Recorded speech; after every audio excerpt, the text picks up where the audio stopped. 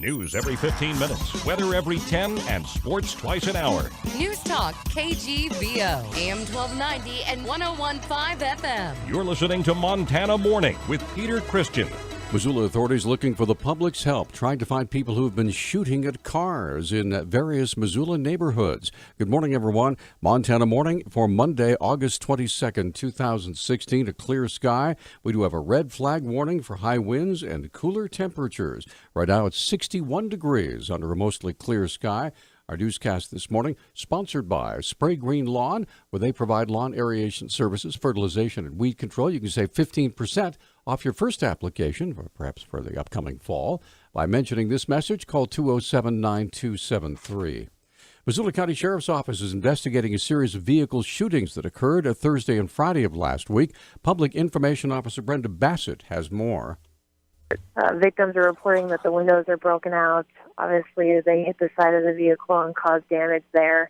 And it's just been, I think, frustrating for people. So it's been a rough day for the folks up in Target Range in the Miller Creek area. Deputies have a few leads, but are asking the public for their assistance. These vehicles were all parked on the street, not in the driveway. And one of the victims who we just got done speaking to said that they saw a white vehicle speed away. So we have deputies out and about following a few leads, but we just ask the public that if they see anything suspicious or have any information, that they call right away. The eyewitness of the white vehicle was not certain, but thought it might have been a Ford Taurus. Anyone with information is asked to contact 911 or Crime Stoppers here in Missoula at 721-4444. Firefighters are battling fast-moving wildfires in eastern Washington that have destroyed homes and forced hundreds of residents to flee. 3 blazes in the Spokane region erupted Sunday, sending families rushing to pile pets and keepsakes into vehicles and hit the road.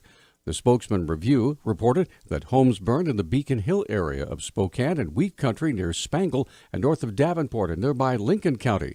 But the extent of the losses and number of evacuees was unclear. As firefighters prepared to work through the night and into this morning, no injuries have yet been reported. Together, the 3 blazes scorched nearly 7 square miles of terrain and sent plumes of smoke billowing all over the region.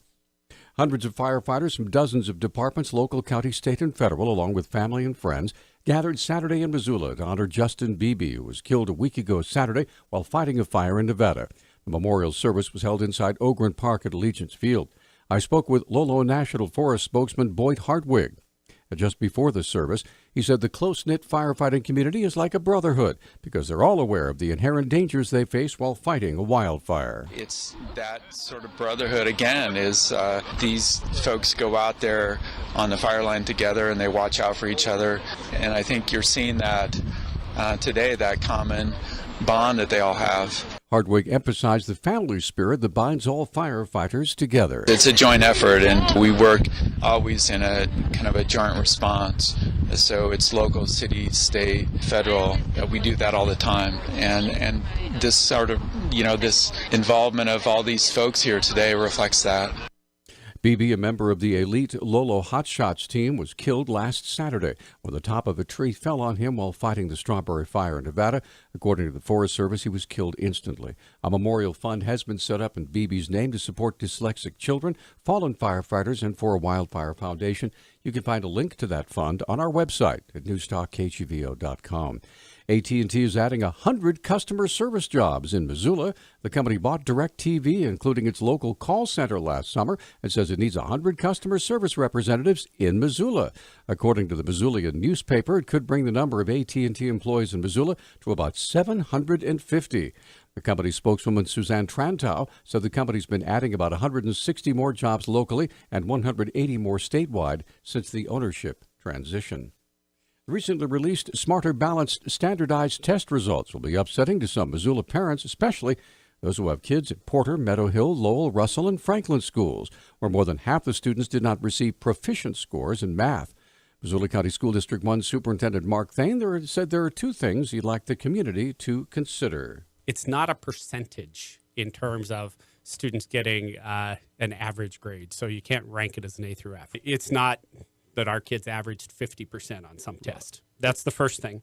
Second thing is Anytime you administer a new assessment, whether it's a local, state, national assessment, you do see a drop in the scores, and we had fully anticipated that as a state and certainly as a school district.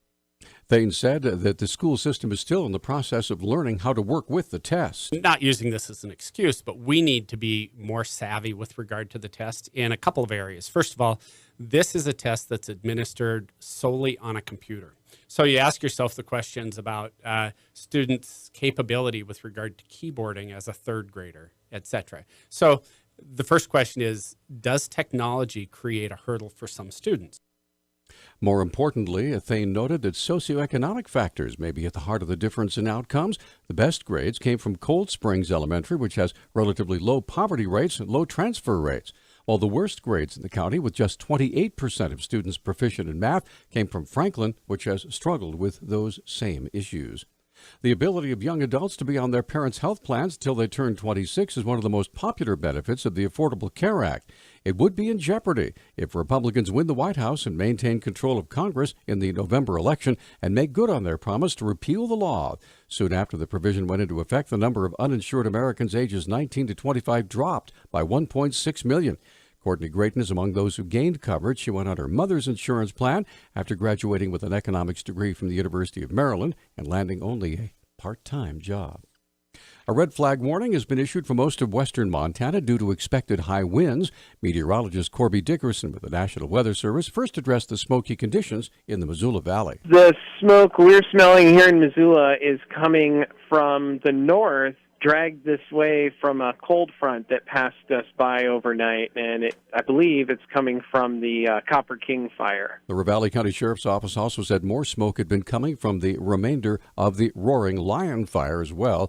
Dickerson said the gusty winds this afternoon could pose a problem for firefighters. Well, we anticipate returning gusty winds this afternoon in the unstable post-frontal environment. That combined with the dry atmosphere we're dealing with should lead to another active afternoon of potential for fire growth. Probably 10 to 20 miles an hour throughout the day, gusts to 30 this afternoon. Could see some gusts up to 40 on the ridge top. No open burning is permitted. Fire danger remains very high throughout western Montana.